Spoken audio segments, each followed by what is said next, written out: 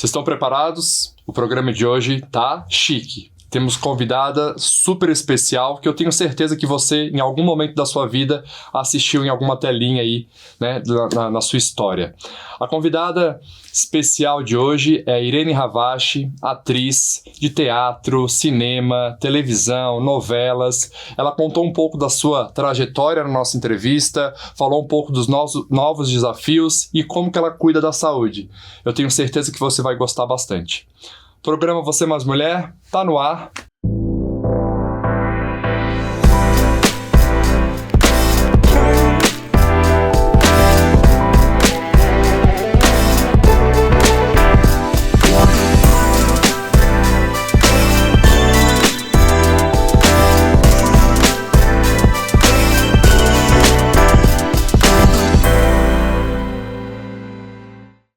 Na nossa sala de entrevista de hoje, uma convidada super especial. Eu tenho certeza absoluta que em algum momento da sua vida você já assistiu ela em alguma telinha, seja teatro, televisão, cinema. Uma convidada, né, como eu disse, super especial. Estou muito honroso de trazê-la aqui na nossa sala de entrevistas. Estou com a Irene Havashi.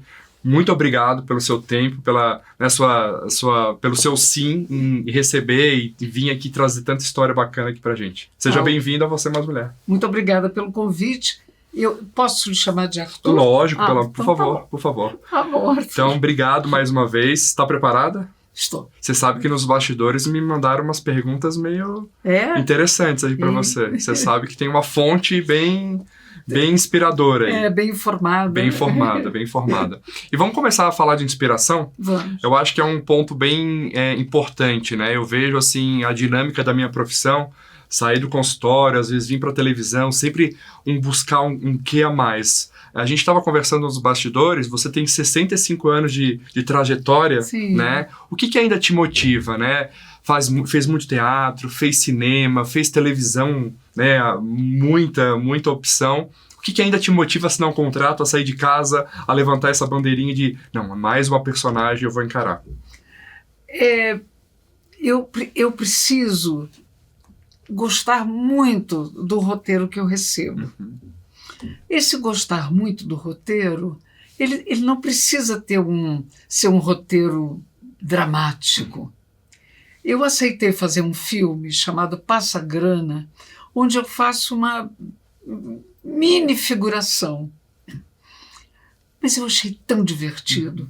O diretor jovem, o primeiro roteiro dele, com a história muito irreverente. Eu falei, eu vou fazer. Uhum.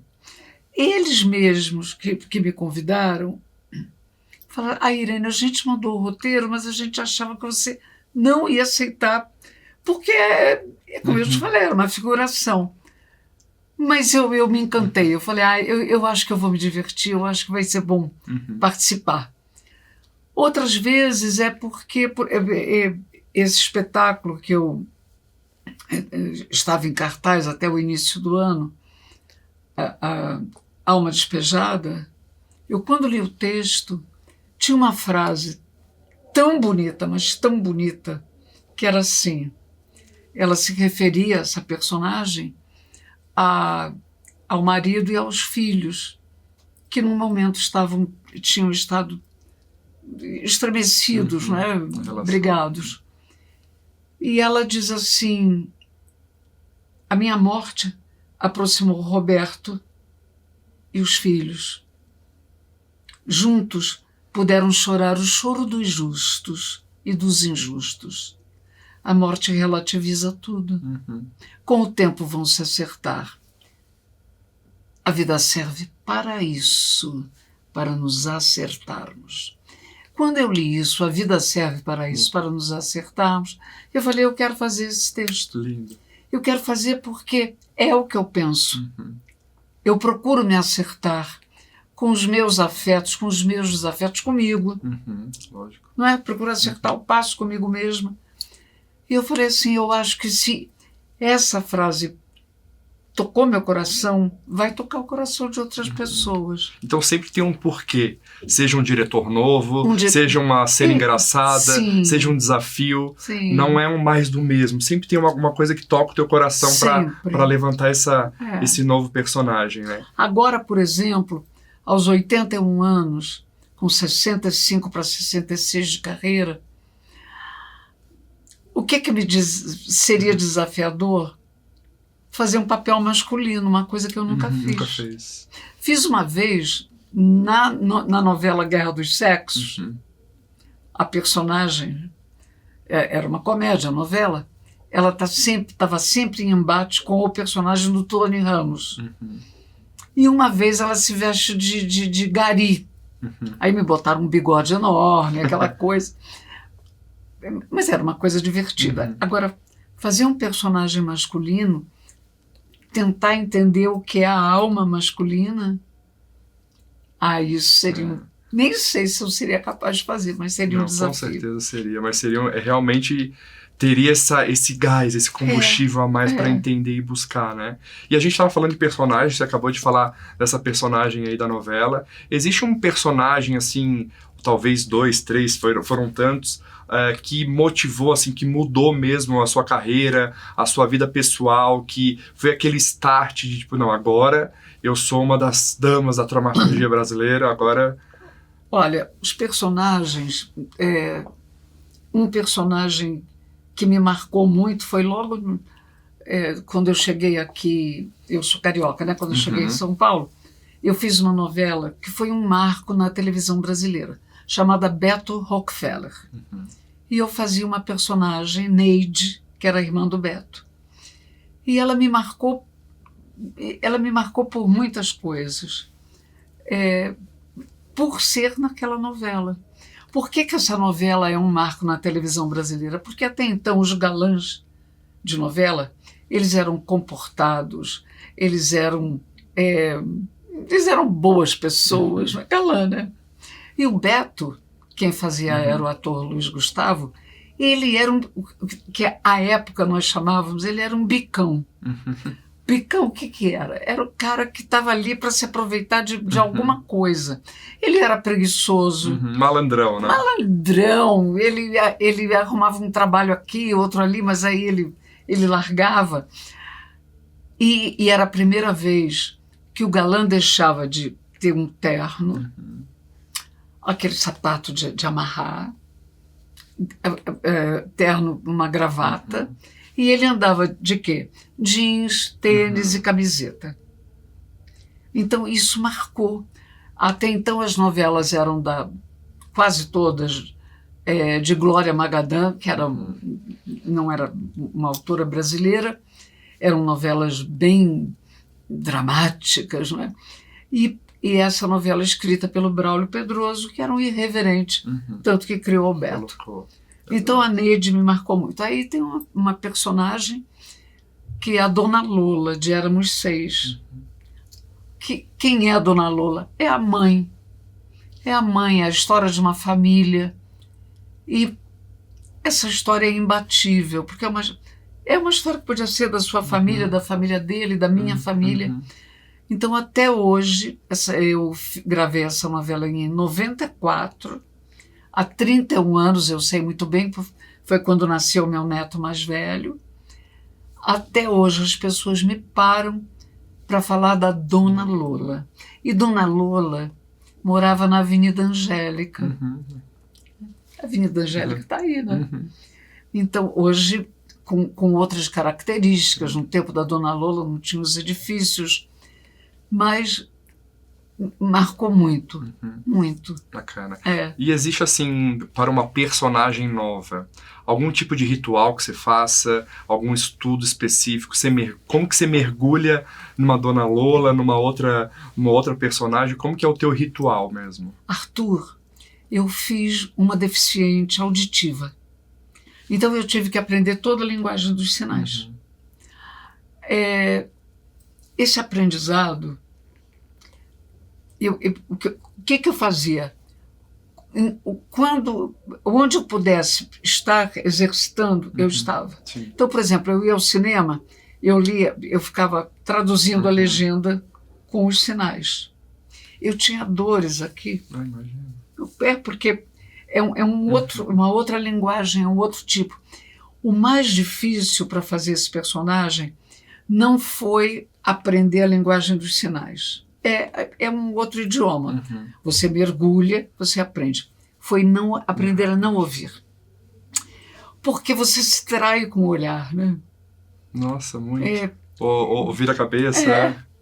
Aconteceu uma coisa em cena que caiu um spot enorme. Ele desprendeu e ele caiu. E é humano você. Lógico. Né? E eu consegui não olhar. E quase morri de tão tensa que eu fiz. Não, do susto mesmo, né? Preocupação. Mas isso foi um longo aprendizado, o aprendizado de não ouvir.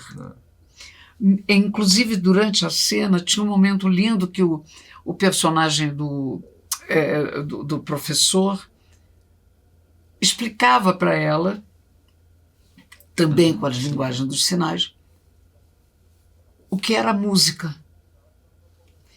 E eu, Irene, me emocionava muito, porque a explicação era linda, era linda. E eu tinha escolhido a música.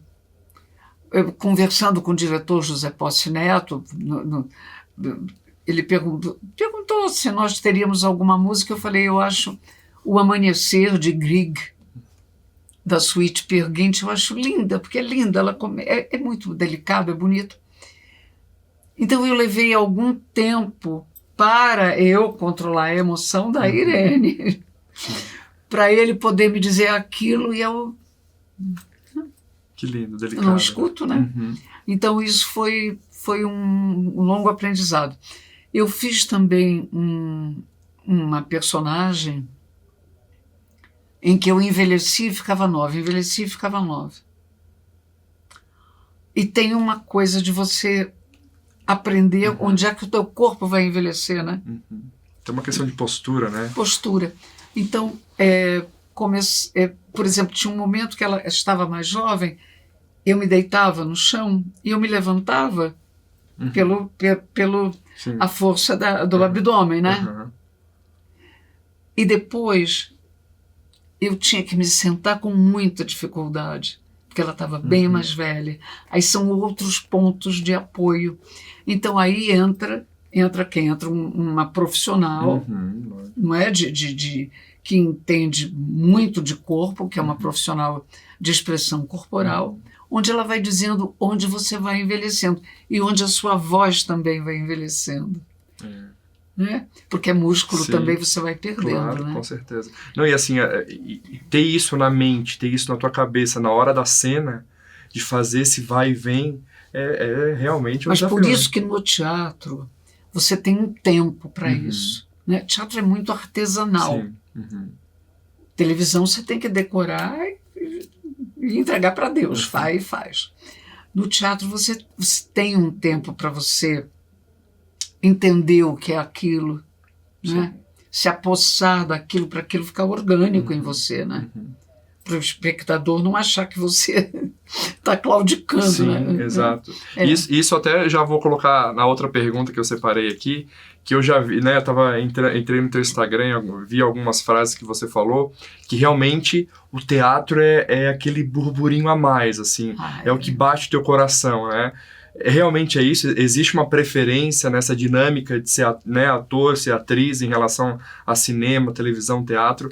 Ele é uma medalha de ouro aí nesse pódio? Eu acho que sim. Você é médico, você vai entender. O hospital é um só, mas são enfermarias diferentes. Perfeito. Então tem a enfermaria da televisão, do teatro, do cinema. Excelente, né? Metáfora. Tem a enfermaria do circo, do rádio. Né? Sim. Então a arte é a mesma. Tá. Né? Mas você se comporta diferente quando você está atendendo numa UTI, quando você está visitando o paciente que já está no quarto, quando você atende no seu consultório, ou quando você às vezes tem que atender rapidamente, sei lá, até num pronto-socorro, né? Perfeito. Quando você é acionado. Então, Eu acho que a enfermaria que eu mais gosto é a do teatro. Perfeito, excelente metáfora.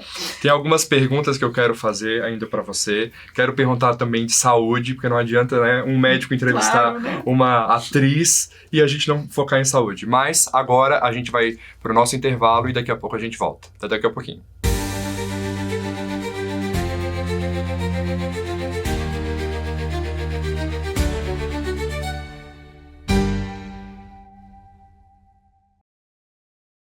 O amor nada mais é do que o luto da paixão.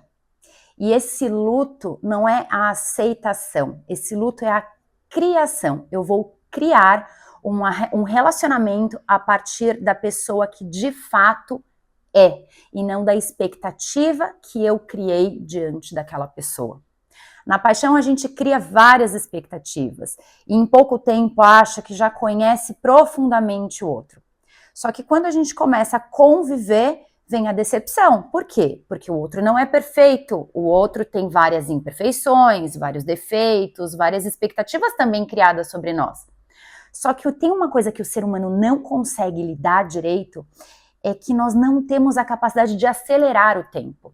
E hoje, principalmente com redes sociais, com aplicativos de relacionamentos, existe essa falsa aceleração do tempo, onde a gente acha que conhece o outro já através de um story, através de um post no Instagram, ou através de uma conversa rápida ali, num direct, no WhatsApp.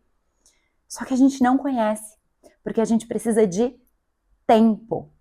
Então, quando eu digo que o amor é o luto da paixão, é porque a gente precisa viver essa paixão, o tempo precisa acontecer para conhecermos de fato essa pessoa e entendermos que conhecendo essa pessoa, os defeitos virão, as imperfeições virão, tanto quanto as nossas.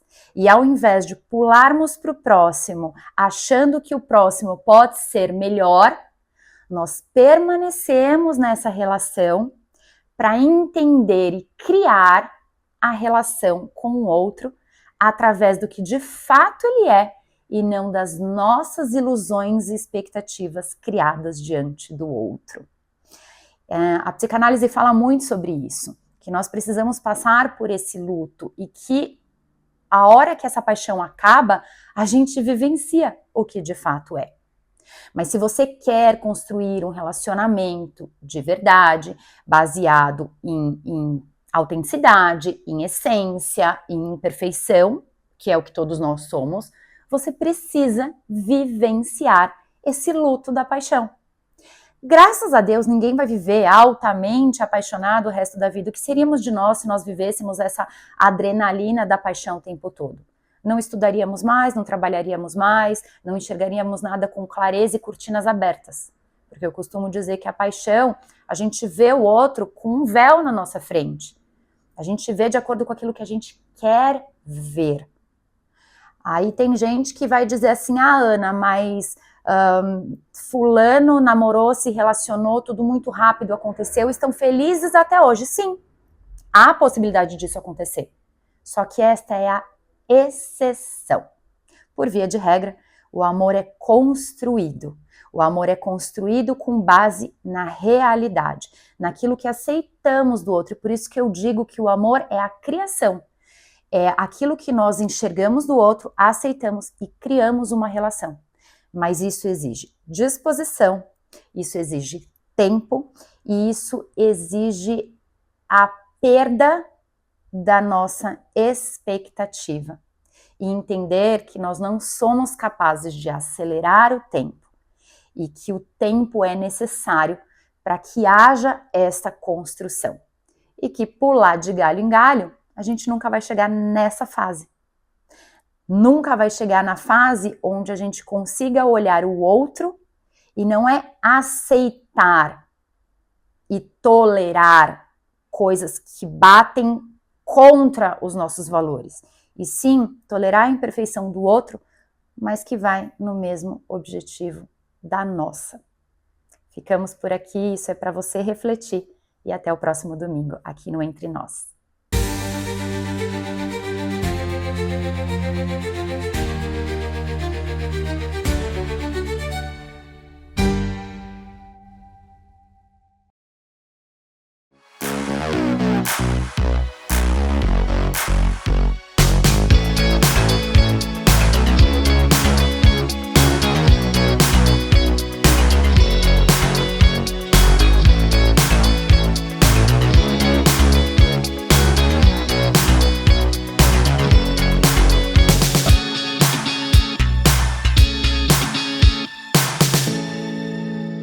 uma consulta para você. Tá aí o quadro que o Dr. Arthur abre o consultório para você aí de casa.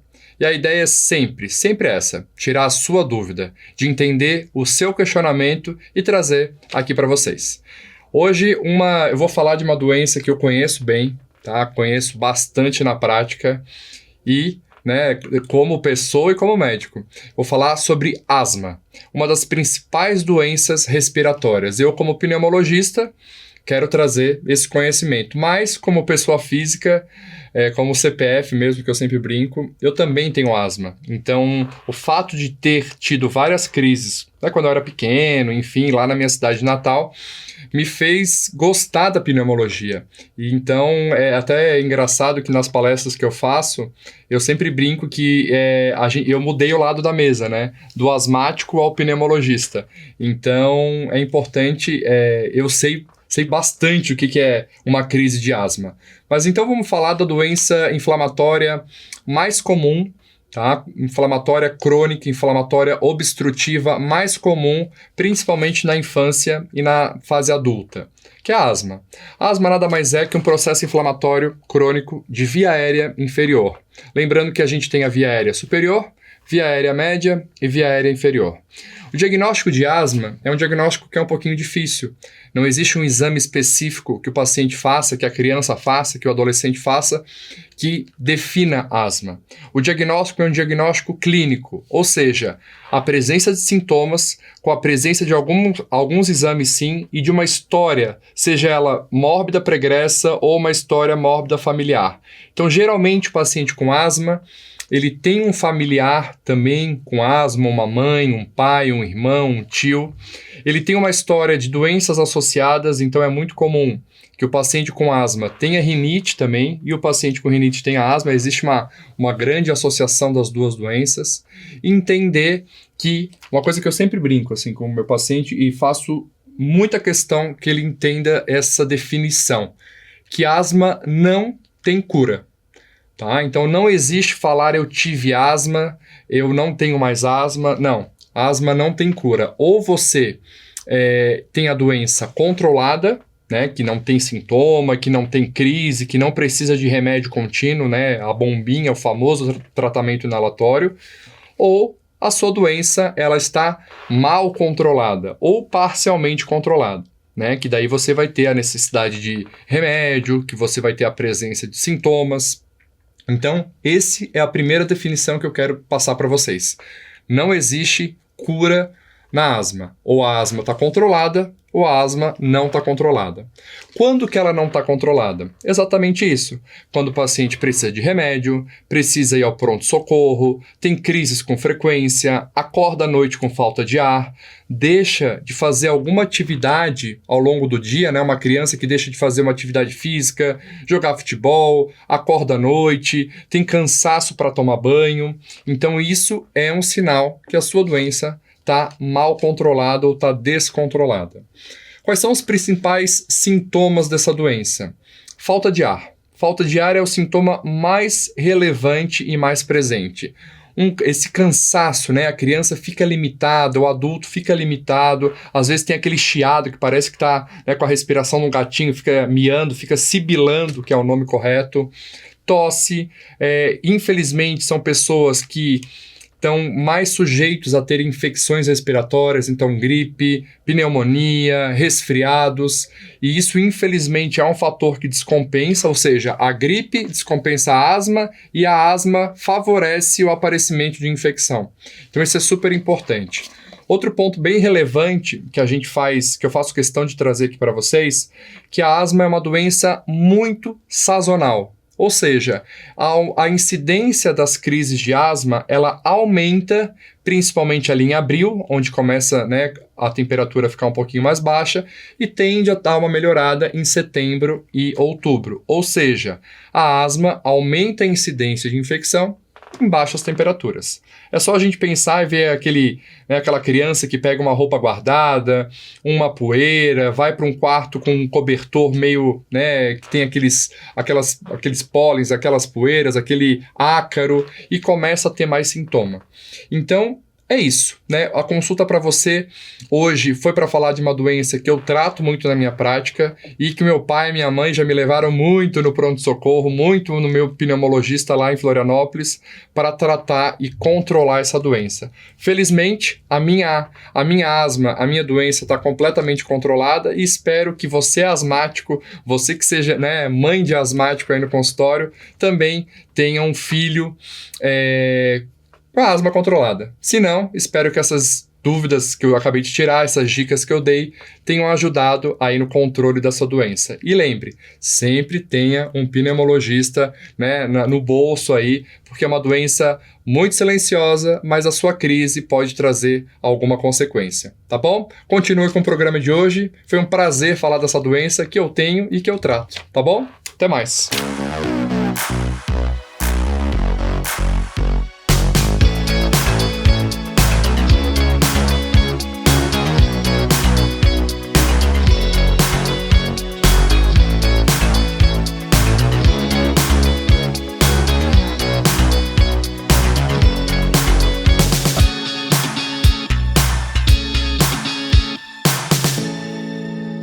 Estamos de volta, mais um bloco aqui da nossa sala de entrevistas. Hoje estamos com a Irene Ravache. Obrigado mais uma vez pela presença, uma honra, como eu disse anteriormente, recebê-la você aqui. Eu tenho uma dúvida e uma pergunta, tá? É uma curiosidade minha. É muito comum a gente ver algumas peças, às vezes filme mesmo, né, que tem encenação de teatro, um ator ou alguém da produção falar merda pro ator ali a hora que vai entrar. O que significa isso? Qual que é a história de desejar merda para antes do espetáculo? Na época de Shakespeare, como é que o teatro era feito? As equipes,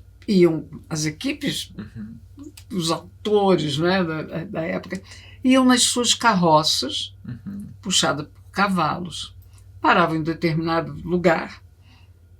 Ali naquela carroça eles faziam o seu cenário, os atores interpretavam ali, depois a carroça continuava. O sucesso era determinado, porque os cavalos estavam ali, né? Pela quantidade literal de merda que os cavalos faziam, não é? Então, se demorava muito, se ficava muito tempo ali, com muita merda, é porque agradou muito, aquilo foi um sucesso. Perfeito. Né? Então daí vem merda. Um caminhão de merda para você. Engraçado, como né? se fala. Isso pegou bem no teatro mesmo, então, né? Isso é do teatro, né? E falando em Shakespeare, né, que né, não precisa citar muito para falar dele, tem uma frase que é interessante, que a gente estava falando nos bastidores, eu queria que você comentasse. Estar pronto é tudo.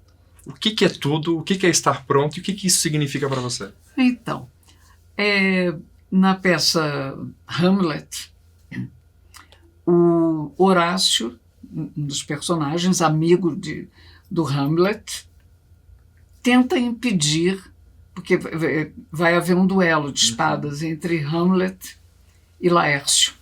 E Laércio vai acabar matando o Hamlet. E o Horácio tenta impedir, tenta dissuadir isso da cabeça do Hamlet, né? E o Hamlet diz para ele o seguinte, mais ou menos seria o seguinte: não podemos mudar o augúrio. O augúrio é o destino, né?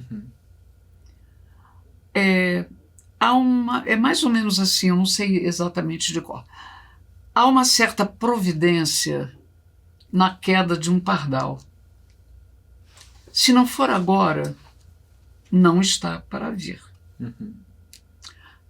Se está para vir, é porque não foi agora, não será agora. Sim.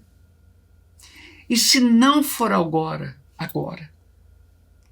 de alguma maneira o será. Estar pronto é tudo.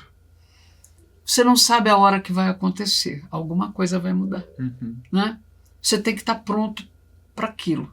Isso para o ator, como existem muitas mudanças, existe o improviso, existe o panelão que cai, Sim. Você tem que estar pronto para lidar com aquela situação. E você tem que estar pronto também fisicamente, Sim. não é? Porque quando se grava uma novela, é muito puxado fisicamente. Então você tem que estar pronto para aquilo. Você tem que estar pronto para chegar, por exemplo, para gravar uma externa e tem tanto mosquito, é tanto mosquito, que você não pode gravar se dando tapas, né? Você tem que encarar aquilo. Às vezes numa roupa de época. Quente. Eu fiz uma condessa, espartilho, muitas armações para aquela saia ficar armada, meia calça, bota, chapéu, peruca, né? Luva. Aí você coloque 40 graus, mosquito, às vezes barulho de avião, você está no melhor da sua cena dramática e o operador de som fala assim, tá vindo avião, para, tá vindo helicóptero, para. Você para, você vai ter que retomar aquilo. Exato. Não é? Então, esse estar pronto é tudo. Mas eu acho a frase muito boa para a gente levar para a nossa vida. Isso que eu ia te perguntar. Para a Irene, atriz, estar pronto é tudo. Mas para a Irene, mãe, avó, esposa, pessoa física, estar pronto é tudo também? Arthur, você tem... Hoje a minha prontidão não é igual. Não é? Não é nem igual a de 10 anos passados. Mas você tem que estar pronto. Porque as coisas acontecem. Né? Agora há pouco, meu marido estava caminhando, levou um tombo, teve que ir para o hospital colocar uma prótese no quadril. Você sabe que 2 dias depois ele estava ainda na UTI, eu caí dentro de casa. Me pergunta como. Não sei. O sapato no chão de granito, né? Grudou e eu fui. É o segundo tombo que eu levo assim. Então, eu estou sendo avisada que esse tipo de calçado eu tenho que banir da minha vida. Né? Bom, então, qual é a tua prontidão? O que eu vou fazer com isso? Né? A hora que eu caí, eu pensei assim, quebrei alguma coisa. Deixa eu ver, acho que não. Né? Então, você tem que saber lidar com isso. Hoje, o meu saber lidar, o meu repertório está menor, bem menor. Agora mesmo eu tive que dizer não a um filme, um roteiro muito bonito, mas o filme eu teria que ir para Chapada Diamantina. Aí eu calculo assim, bom, não tem voo direto até lá. É até uma determinada cidade, depois quantas horas de estrada, como é que eu vou lidar com a vontade de ir ao banheiro, por exemplo? Não é? Que agora já é mais complicado, quantas horas de espera para ir ao banheiro. Depois, lá eu sei que eu não vou ter, pelo tipo de papel, eu não estarei num hotel 5 estrelas. Né? Como é que eu estou me adaptando a isso? Eu mesma tenho as minhas dores, né? E esses desafios, essas possíveis limitações, te impactam assim de forma negativa? Não, de forma negativa não, mas eu levo susto. Tá.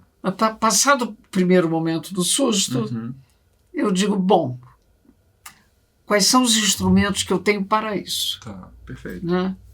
Como é que eu vou lidar com isso? Ser mais racional mesmo, né? Porque, por exemplo, assim, negar um papel que talvez pudesse te inspirar por todas as possíveis variáveis, isso pode gerar até um desânimo, fica meio... Uma frustração. Isso me gerou uma frustração. E era para trabalhar com uma atriz ótima, que é a Shirley Cruz. A Shirley acabou de ser premiada. Ela tem um filme em cartaz chamado A Melhor Mãe do Mundo, onde ela faz uma catadora de papel, de coisas, né? Com um carro às costas. E ela Mas eu falei, não está no tamanho da minha perna. Perfeito. Eu acho que isso é maturidade também, né? De entender que até que ponto a gente faz... E também saber, Arthur, pode ser que seja neste momento, não é só a idade. É um todo. É a cabeça também. Inclusive, assim, às vezes até entrega, né? Eu vejo isso que eu sou completamente workaholic. Daí tem convite aqui, convite... Mas assim, até que ponto eu vou estar 100% disponível para fazer mais alguma coisa que estão me convidando? E a importância de, às vezes, falar um não também faz algum sentido. Né? Porque as pessoas também pensam que o trabalho é a única paixão do artista. Não, tem outras. Lógico. Tem outras. Exato. Porque isso inspira, mas assim, tá em casa com a sua família toda reunida, também é completamente inspirador. Também ter tempo para poder ficar com uma neta que ainda tem 9 anos, por exemplo. Não que os outros netos eu não queira ficar, eles é que não querem, né? Que estão lá com a vida deles. Normal, mas aí é coisa de idade. Vamos falar um pouco sobre o médico, né? O médico quer saber. 65 anos de carreira, a gente falou um pouquinho sobre todos os desafios em relação a possíveis limitações de uma viagem, de um mosquito, de uma roupa, mas a Irene na pessoa física em relação à saúde, a Irene como paciente, é uma Irene tão disciplinada como a Irene atriz? Não. Não? Não. Olha, tem uma coisa que eu vou ficar devendo para a próxima encarnação. Eu sou preguiçosa, Arthur. Preguiçosa para ir para uma academia, para desenvolver assiduamente um programa que eu sei que me faria muito bem. Acredito até que eu tenha me tornado assim, porque eu tive durante pelo menos 2 anos uma dor muito forte da artrose que me levou a fazer a cirurgia.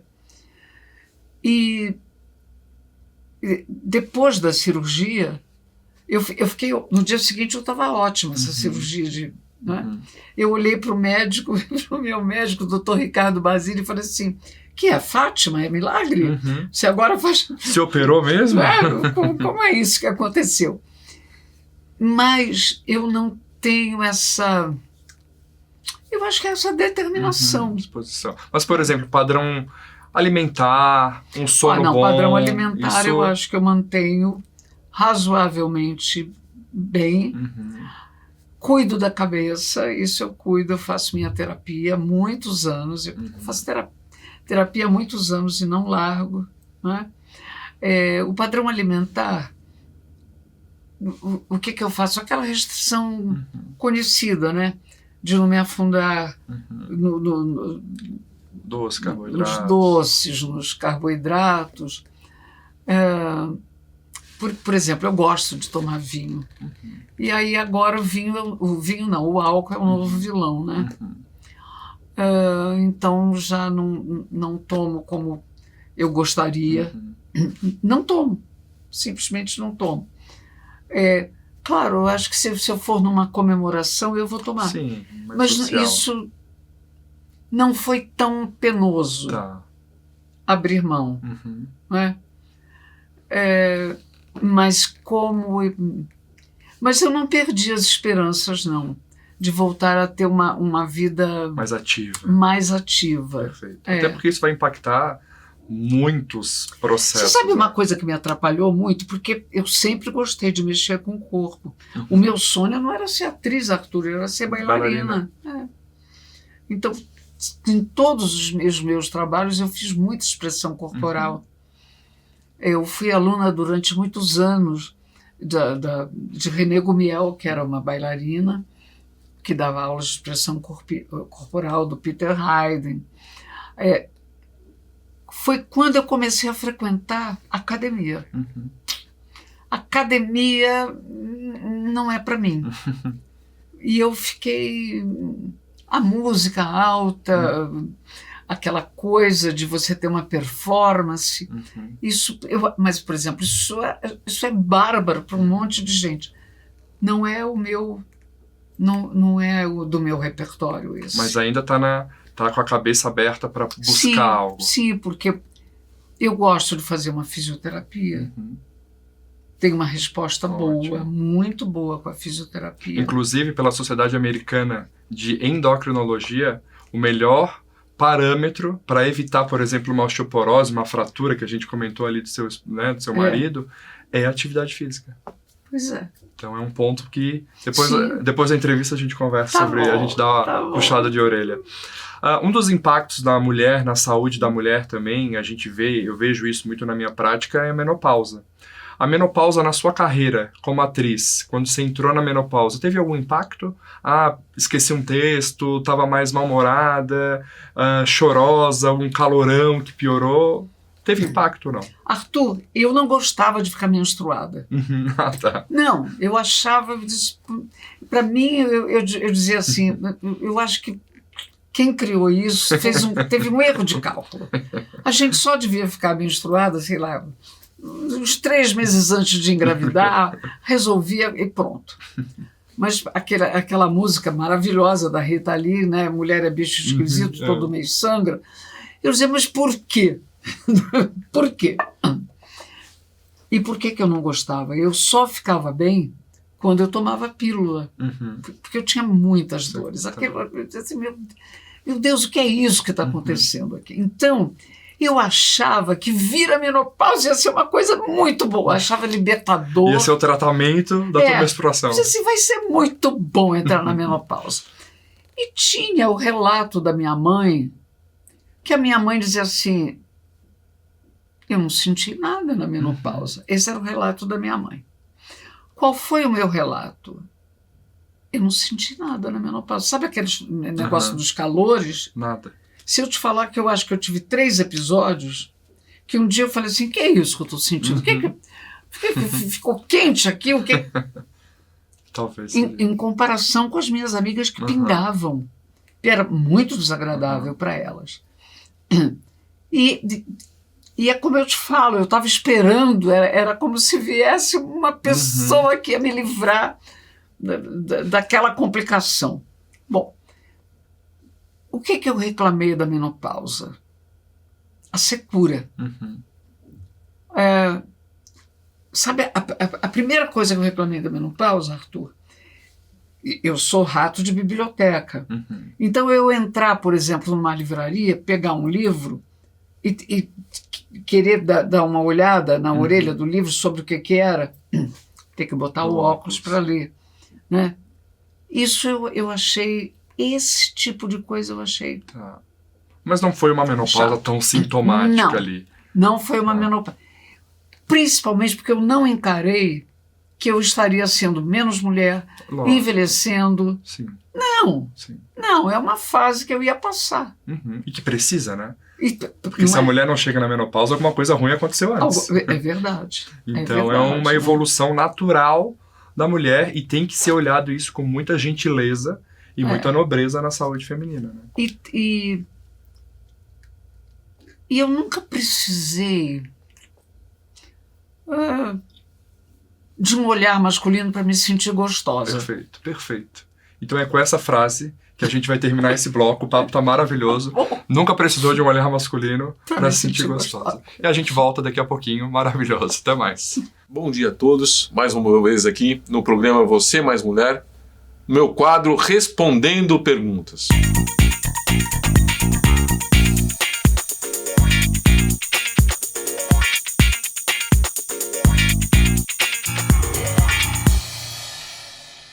Detalhe importante que muitas pessoas perguntam é como você definir o seu mento de uma maneira que fique harmoniosa com o seu corpo. Com a sua face especificamente. Na verdade, existem 3 maneiras de você definir melhor o seu mento, o seu queixo. Você pode fazer desde uma cirurgia, e é uma cirurgia grande, e que você mexe na mandíbula, avançando essa mandíbula, fazendo que haja uma proeminência maior na região mentoniana. Essa é uma cirurgia do porte grande.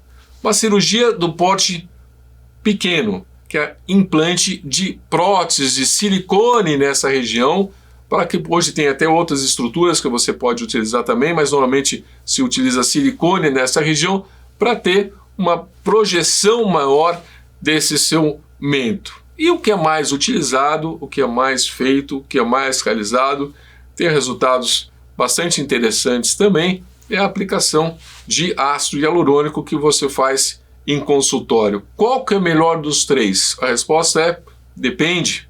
Depende da indicação do paciente. Não existe melhor ou pior nessas três opções. Existe aquilo que é melhor para você, telespectador. E para você que está gostando do conteúdo, está gostando do programa e que gosta desse quadro Respondendo Perguntas com o professor Márcio Paulino, por favor, no próximo programa eu te aguardo. Me siga no Instagram, que eu também respondo perguntas para você. Até mais.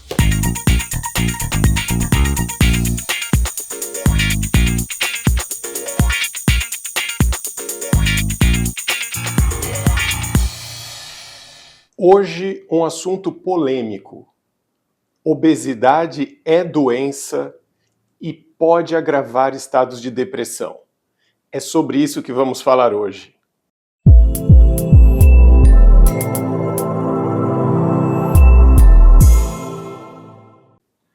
Oi pessoal, tudo bem? Aqui é o Dr. Ricardo Abel, médico psiquiatra, de novo aqui com vocês no quadro Mentalizando. Mas por que será que um psiquiatra vai falar sobre obesidade? Bem, a obesidade tem alguns aspectos psicológicos também. Desde um tipo de relação afetiva que a pessoa que está acima do peso tem com os alimentos. Relação afetiva quer dizer um uso quase emocional da comida. Ela come muito para obter o prazer daquele ato e não apenas para saciar as suas necessidades nutricionais. Bom, mas até aí qualquer pessoa gosta de comer coisas gostosas, mas para algumas pessoas isso é diferente, isso é mais intenso, e a pessoa pode acabar tampando as dores da vida com o prazer do alimento. E essa é uma ponte que leva a tal compulsão alimentar, onde a pessoa come excessivamente, descontroladamente, ganha peso por isso e não consegue se conter. Muitas vezes ela se arrepende, mas não consegue parar de comer. O ganho de peso gera prejuízos, aumenta o risco de ter um colesterol mais alto e daí doenças cardiovasculares, como infarto, acidente vascular cerebral também, doenças endocrinológicas como diabetes, problemas ortopédicos por causa do excesso de peso. Além dos problemas de compulsão, existe o fato de que obesidade aumenta a intensidade da depressão. Antes de mais nada, vale destacar que a própria Organização Mundial de Saúde, a OMS, define que obeso é o sujeito que tem o índice de massa corporal igual a 30 ou superior a esse número. E existem graus de obesidade, né? Grau 1, grau 2, grau 3, conforme o peso da pessoa aumenta. Conforme a pessoa permanece obesa por muito tempo, o organismo entra num estado inflamatório crônico. Faz com que algumas células de defesa do corpo produzam cronicamente substâncias chamadas citocinas, que ficam circulando pelo sangue e acabam atingindo o sistema nervoso. Lá no cérebro, essas citocinas, ao longo do tempo, podem prejudicar o seu funcionamento.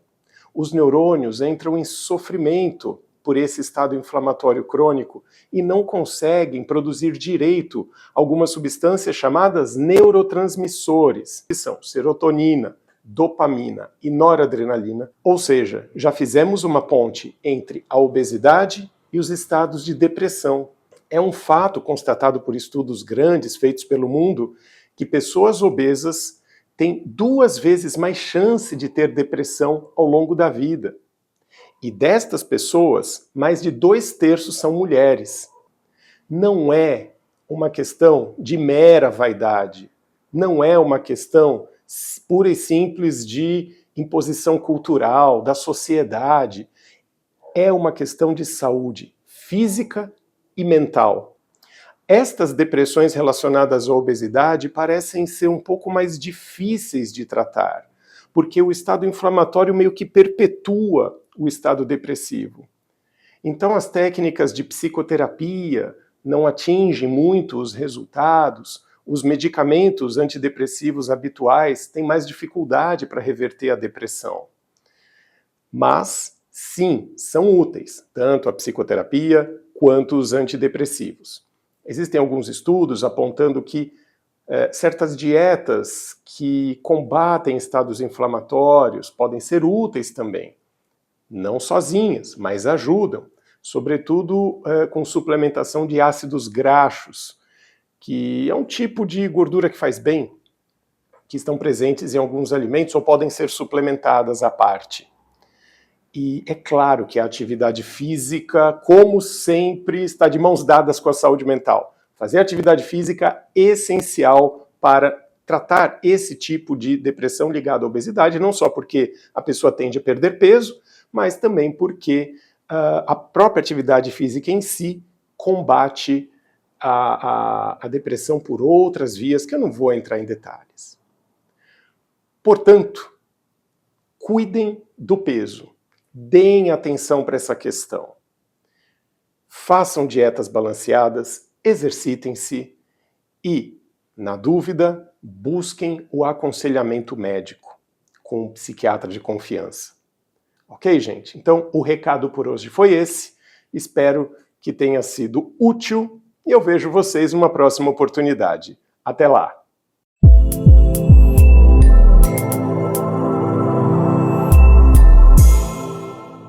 Estamos de volta com o último bloco da nossa entrevista de hoje. A nossa sala de entrevista recebe uma convidada maravilhosa, encantadora. Conversamos algumas histórias engraçadas aí. Terminamos o último bloco com uma frase bem peculiar.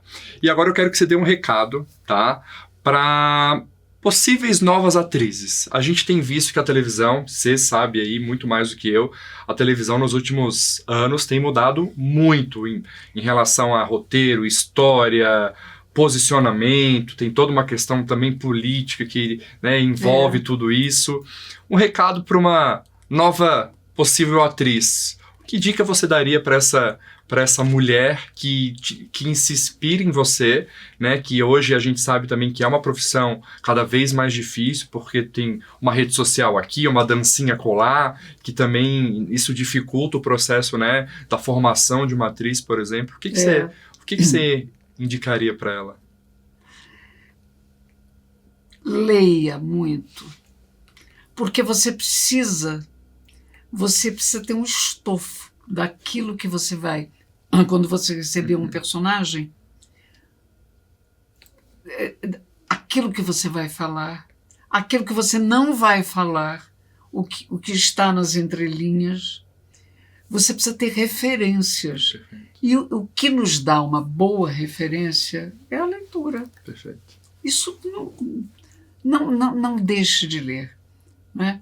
Tem uma frase que eu gosto muito, que é da peça Tango, de Wojciech, que a frase é assim: eu amei, isso ninguém me tira. A leitura também. O que você leu, o que você aprendeu, você pode estar presa, sabe? Que nem o Conde de Monte Cristo, lá na masmorra. Aquilo que você leu e aprendeu, ninguém tira de você. E vai te dando um estofo. Né? Você vai falar com propriedade. Então, ler sempre muito é estar pronta. Exato. É tudo. Aprender sempre a ouvir. Menos no papel de mudo. Ouvir. Olhar no olho do ator, da atriz com que você vai contracenar. Ouvir. E sempre ter em mente a sua história. Outra frase de um grande autor, Chekhov, dizia o seguinte: se você está falando da sua aldeia, você está falando do mundo. Por que ele dizia isso? Porque nós somos seres humanos, nós somos muito parecidos, não é? A gente sabe o que é amor, a gente sabe o que é ódio, o que é perda, a gente sabe a alegria de um nascimento. Então, a sua mitologia pessoal, né, como foi a sua história, ela é importante. Né? E é importante você não trair a sua história. Exato. Só o fato de você estar parafraseando, né, tantos autores, Shakespeare no outro bloco, isso só corrobora isso que você fala, né? Porque eu acho que inspirar também é dar exemplo. Né? Sim. Então não adianta Sim. falar para ler uma pessoa que não tem, que não consiga conversar sobre vários assuntos. Tem uma outra frase, também parafraseando um autor, agora eu não lembro quem, ele fala, quanto mais eu leio, menos sei. Porque isso só inspira ele a ler mais. Mas é verdade. Né? Porque é exatamente isso. O ignorante, ele sabe tudo, porque ele só sabe aquele quadradinho, né? Então... o Sócrates dizia, eu só sei que eu nada sei. Né? E daí tem essa da leitura. Assim. E a leitura é algo que eu acho que não só para a sua profissão, mas para todas as profissões. Sim. E principalmente para a profissão de ser humano, né? Porque hoje a gente tem muito livro para cuidar de saúde mental, tem livro para avaliar a menopausa, para comportamento, para autoanálise, para relacionamento. Então, Sim. olha o poder de uma leitura vai impactar, né? Na sua profissão, na minha profissão e no bem-estar mesmo. E em relação às redes sociais, que hoje elas são tão importantes, na hora que um ator é escalado, a televisão ainda leva em conta os seguidores que ele tem. Isso, por exemplo, em teatro não funciona. Não funciona, viu? Às vezes você tem aquele ator que tem muitos seguidores, eles não vão ao teatro. Às vezes não vão porque não estão acostumados aí, porque não gostam. Né? Ou porque um seguidor, por exemplo, que às vezes você mora em São Paulo, o seguidor é do sul do Brasil, ou do Nordeste, do Norte. Não... ainda é mais porque... Não fala a favor. Não é a dele. A dele é botar o likezinho. E uma outra comparação, assim, eu sei que é difícil fazer, mas quando a gente fala, por exemplo... do Brasil, ele encabeça assim, a nível mundial os melhores novelas, já ganhou vários prêmios, Grammys, também muito focado no jornalismo. Quando a gente vai para os Estados Unidos, por exemplo, a gente vê um padrão muito relacionado a filmes. Você consegue fazer essa comparação? Por que o Brasil é tão forte em novela e filme é uma coisa que ainda vem crescendo bastante, mas não tem esse potencial a nível mundial? Ou não, você discorda totalmente de mim e acha que... Não. É mercado. Isso é mercado de distribuição, né? Eu não sei se você sabe, mas, por exemplo, um filme brasileiro, se ele é lançado ao mesmo tempo de um filme de super-heróis, você tem infinitas salas no Brasil para colocar o filme da Marvel, vamos dizer, né? E poucas salas para você colocar, a não ser quando você pega um filme como esse filme agora, Ainda Estou Aqui, né? Então já começa pelo mercado. A outra coisa, eles sabem fazer muitos, eles fazem cinema há muito tempo. Nós fazemos muito bem televisão. Nós fazemos muito bem novela. Nós começamos a fazer novela, a aprender e fazer muito bem novela,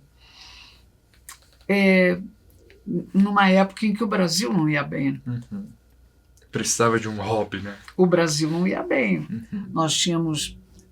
nós atravessávamos um período muito ruim na nossa democracia. Então, eu estou falando isso porque eu sou de 1944. Eu lembro, na casa do meu avô, o meu pai era de um partido, meu avô era de outro, meu tio era de outro, e falava-se muito sobre política. Você para de falar sobre política, você começa a falar sobre novela. Era o que era permitido. Era o que as pessoas sai o Carlos Lacerda, entra o Tarcísio Meira. Sai Getúlio e entra Tony Ramos. Esses passam a ser os assuntos, né? o seu assunto. É a necessidade de ter um hobby, mas assim, um lazer, né? Eu acho que é a necessidade de você ter a quem admirar. Perfeito. Né? Por isso que gera todo esse impacto do artista ser ídolo, né? Sim. Sim. E aí, antes nós tínhamos o rádio, né? A rádio novela. Eu ouvi muita novela de rádio. O Jerônimo, Herói do Sertão, né? As pessoas da minha idade lembram disso. O rádio, o que acontece quando você escuta uma novela, você ouve uma novela no rádio? Você tem que imaginar tudo. Como é o rosto do Jerônimo, como é o cavalo, onde esse sertão, como é essa casa onde ele mora, quem é a namorada dele, quem é o bandido que está lá tocaiando ele. Você tem que imaginar cenário, figurino. A televisão te trouxe, mostrou facilitou tudo, ali, né? E entrou pelo Brasil. Perfeito. Curiosidade também, tá? Tem alguma personagem que alguma amiga, alguma colega de profissão fez que você falou, esse papel que iria ter feito, de tão interessante que era, que tão desafiador? Tem algum papel assim que você falou, esse aí deveriam ter me chamado? Olha, não deveriam ter me chamado porque quem fez muito bem. Fez muito bem. Então, a Marília Pêra, ela fez... eu acho que o nome era Apareceu a Margarida, onde ela era uma professora. Era um monólogo. Era uma coisa excepcional. Eu não chegaria nunca aos pés dela para fazer. A Bibi Ferreira, quando você via a Bibi Ferreira fazendo, por exemplo, Piaf, que ela era melhor que a Edith Piaf. Você diz assim, meu Deus, que papel maravilhoso, mas ninguém vai fazer como ela. Mas aquele gostinho, assim. Fernanda Montenegro, que é meu grande ídolo. Fernanda é imbatível. Fernanda é uma, por exemplo, Fernanda está com 95 anos, continua trabalhando. Natália Timber, também, minha mestra também, fez 96 anos agora, deixou de fazer o espetáculo dela agora há um mês, mais ou menos. Fazia 2 sessões aos sábados, 2 sessões aos domingos. Otton Bastos, 92 anos, um sucesso absoluto em cena. Então... O que você acha que eles têm, que você também tem, que dá esse gás, assim, sabe? Era até terminando, a gente sempre gosta de perguntar para o nosso convidado, para o nosso entrevistado, dicas para as mulheres que estão ouvindo. Então, assim, o que você daria de dica para essa mulher que às vezes está passando por algum problema profissional, relacional? O que assim, 93, 96 anos, fazendo 2, 4 sessões ao final de semana, o que inspira? O que você dá de combustível para essa mulher que está nos assistindo? Olha, você não precisa ser atriz, né? Você é você. Não se leve tão a sério. Não é você não ser uma pessoa séria, mas não se leve tão a sério. Ouça mais a sua criança. A gente acha bonito essa frase, mas a gente não... Sabe, a sua criança é mais inteligente que você adulto. Porque a sua criança tem o sonho lá dentro dela. Ela tem a brincadeira. A leveza. Né? E aí ela ousa. Sem esperar. Ela não sabe muito o resultado. Ela ousa. Coma todas as coberturas dos bolos. Estou falando isso porque a minha neta de 9 anos, ela, quando tem bolo lá na minha casa que tem uma cobertura, ela vai e ela tira aquela cobertura. Só que ela não me pede, ela faz escondido. Porque a graça é essa, né? Eu fico brava, eu chamo atenção, porque fica toda uma sujeirinha em volta. Mas essa é a graça. E ela sabe que ela pode fazer isso na casa da vovó. Eu perguntei para ela, você faria isso na casa de um amiguinho? Não. Então, essa molecagem, né? Seja molequinha um pouco com você. Faça isso que o doutor Arthur falou e que eu não faço, que é de cuidar do seu esqueleto, porque é ele que vai te manter de pé. Perfeito. Né? Perfeito. E tenha uma religiosidade. Isso aí. Não é religião, não. Você pode ter a religião que você quiser, ou não ter. Mas ter fé. Esse religar, né? A religião é religar. É religar você a alguma coisa que é maior. Exato. Né? Que é maior do que você. Eu acho que eu acho uma bênção ter. Eu, por exemplo, eu gosto da figura de Jesus. Eu acho ele. Quem eu gostaria de conhecer? Jesus. Eu acho ele o Tarcísio Meira, entendeu? É ele. Mas ter uma religiosidade significa que você presta atenção no seu espírito. Perfeito.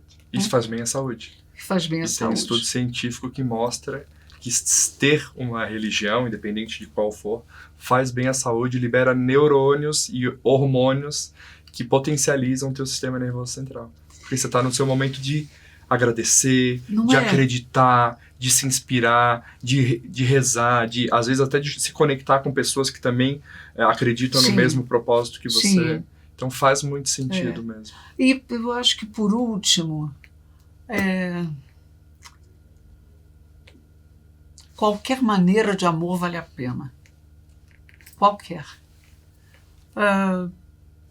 Você tem determinadas coisas que talvez você não aceite, ou você não sabe o que é a outra pessoa. Né? E quando eu digo qualquer maneira de amor, não tem nenhum julgamento a respeito da raça, da escolha sexual, sabe?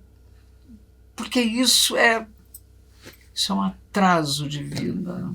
E lembrar, né, que estar pronto é tudo. E lembrar que estar pronto é tudo. Obrigado, mais uma vez. Eu que agradeço. Foi maravilhoso.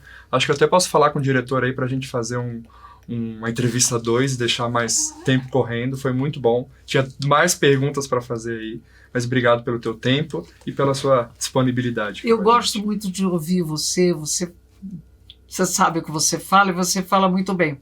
Agora, tá sentado aqui, ver você de perfil, os teus cílios, hein? Ai. Olha, ai. Tem gente, eu já brinquei uma vez no aeroporto, veio uma senhorinha e puxou pra ver se era de verdade. Pra ver se é de verdade. Falei, meu Deus, tu acha que eu ia ter tempo de... Implantados um a um, ele vai dar o nome da profissional. Claro, vou.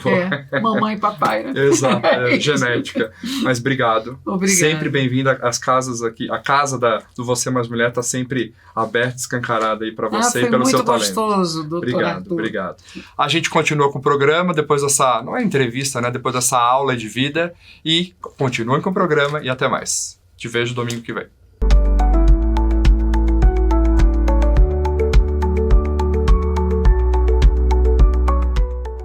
Bom dia, pessoal! Muito bom estar aqui de volta com vocês. E hoje nós vamos falar de uma coisa muito interessante, que é a nossa perspectiva diante da vida. Porque, na verdade, olha só, a gente já falou isso e esse é um conceito que não adianta a gente falar uma vez só. Esse é um conceito que eu preciso colocar na minha vida como meta. Por isso que a gente fala que a Cabala não tem religião. Você pode ter qualquer religião, porque o efeito da Cabala é trazer uma consciência para a gente. que significa trazer consciência? Significa a gente conseguir entender as leis do universo. Porque quando eu tenho esse conhecimento, agora eu posso fazer melhores escolhas. Vocês concordam? Porque quando eu só tenho uma opção, que é aquela que eu conheço e que eu vivi a vida inteira, que é aquilo que a gente chama do nosso sistema de crenças, eu não tenho muita alternativa de escolha, porque eu aprendi assim, mamãe fazia assim, vovó fazia assim, e eu aprendi que esse é o certo, eu vou fazer assim. Só que a gente está vendo que esse fazer assim é tão limitado, e hoje a gente quer tão mais da vida, porque a gente quer ser feliz, e esse é o nosso direito de nascença, gente. Não é que a gente está pedindo uma coisa fora do sistema. O sistema é amigável, o sistema foi criado para a gente ser feliz. Só que felicidade, gente, é uma escolha, não é uma coisa aleatória. Para eu ser feliz, eu preciso fazer algo. Gente, agora, para eu ser infeliz, eu não preciso fazer nada. É só ficar na minha zona de conforto, reclamando de absolutamente tudo. Então, a nossa escolha na vida são somente duas. A gente só tem duas vertentes. Duas. Olha só, a gente acha que escolhe tanta coisa, né? A gente só escolhe se a gente vai cair no sistema de vítima, de coitadinha, isso está acontecendo contra mim, ou o sistema onde eu lembro que o Criador só quer o meu bem, que Ele nunca vai me mandar alguma coisa ruim para mim. Eu posso estar sentindo dor, mal-estar, um monte de coisas, mas eu sei na minha consciência que isso é para o meu bem. Quantas vezes a gente já passou por situações delicadas que na hora foram muito difíceis, mas depois a gente percebeu que aquilo era para o nosso bem. Sabe aquele exemplo bem simplista que eu adoro dar? Se você é mãe e seu filho de 6 anos, antes de ir para a escola, te pede Coca-Cola ao invés do leite, você vai dar sim ou não? Olha, eu acho que 99,9% das pessoas vão responder que não. Aí a resposta seguinte é assim: mas se você ama seu filho e você vai falar não para ele, ele vai começar a chorar, o que significa que você ama seu filho? Como é que é isso? Você fala, não, na verdade eu sei que se eu der Coca-Cola agora para ele, vai ser ruim. Então, pelo fato de eu gostar dele, eu não vou dar essa Coca-Cola, porque eu amo demais esse meu filho e não vou deixar, enquanto eu puder, de protegê-lo. E, gente, o Criador é igualzinho. O Criador, ele só quer o nosso bem. Então, quando algo vem para a minha vida que eu me sinto desconfortável, a primeira coisa que eu preciso fazer é lembrar dessa máxima do universo. O universo só quer o meu bem. Deus, o Criador, ele está sempre visando o nosso bem. Deus, ele não dorme, ele não tira um cochilo, ele não presta mais atenção nesse do que com aquele. Ele está sempre presente na nossa vida. Então essa é a parte mais importante. Então não interessa que religião eu tenho, eu posso ter qualquer uma. Contanto que eu acredite que existe uma força maior que quer o meu bem, ponto. Os caminhos que eu vou tomar podem ser diversos, mas eu sempre vou ter essa consciência clara. Não, eu posso não estar sentindo bem, mas eu sei, eu tenho certeza que isso é para o meu bem. Então não é nem acreditar, é ter certeza. E lembra do exemplo da mamãe e da Coca-Cola, porque é bem simples. Então tudo que acontece na nossa vida depende da perspectiva que a gente tem em relação à nossa vida. O que os desafios têm a ver conosco na nossa vida? Então, na maioria das vezes, a gente interpreta o desafio como uma coisa ruim. Ela não é ruim, ela só simplesmente exige um esforço maior de mim. Então, quando eu começo a colocar essa consciência na minha vida, o que muda? A forma com que eu vejo esses desafios, a forma com que eu lido com eles. Então esse também é um assunto muito rico, que eu queria continuar conversando com vocês na próxima semana, porque tem tanta coisa para falar desse universo que é tão perfeito, que só quer o nosso bem, que só quer que sejamos felizes, que a partir do momento que eu trago essa consciência para a minha vida, que eu amplio o meu conhecimento, eu começo a ter mais opções de escolhas. E isso muda completamente a minha perspectiva de vida. Vamos lá, semana que vem eu vou falar mais um pouco sobre isso, ok? Te espero semana que vem. E me conta como é que você tá vendo a sua vida. Manda mensagem para mim no Instagram, gente. Me fala o que vocês estão achando desses conteúdos e o que vocês gostariam mais de saber sobre a vida de vocês. Porque o nosso programa é a vida com Cabala. Tem a ver com o nosso momento hoje, ok? Beijo grande para vocês. Tchau, tchau.